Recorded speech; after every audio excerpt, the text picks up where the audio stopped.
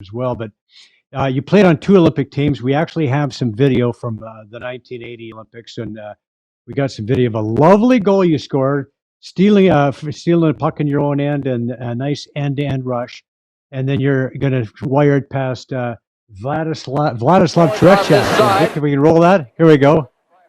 Here we go. There you go. Randy Gregg with the steal right there. Here we go.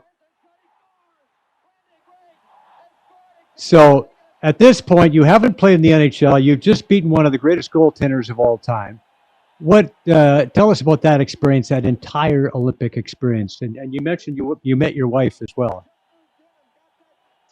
Yeah, so first of all, I've got to tell you, I'm a 50 goal scorer in the NHL. What I don't want to tell you is it took me 9 years to get them all.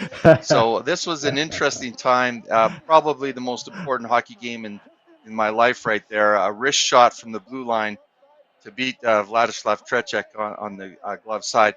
I showed my sons that stick that I used, and they said, "Dad, are you kidding me? I can't even pick that stick up." So when you think about the sticks they're using now, and I mean, I did get a little bit lucky there, but at the end of that game, and that got us up 3-1. Right at the end of the second period, they scored a goal to make it 3-2, and we were just a bunch of kids. This was the most hardened, probably the best non-professional professional hockey team in the history of the game, and we knew something big was coming. They came and beat us 5-3, and I remember at the end of the game, Glenn Anderson, who became a Hall of Famer, crying in the dressing room, and not because the Olympics were over.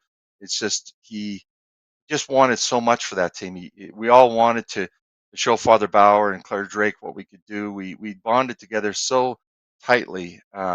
So in that way, it was a really great experience. My mother was up in the stands. My father didn't like flying, so he was watching at home. And then, fortunately, shortly after that game, I met this cute little speed skater from Canada, who was originally from Winnipeg, and the rest, as they say, is history.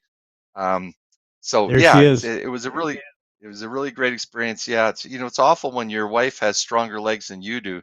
She's about 130 pounds. I'm 220, but that's what those speed skaters will do for sure.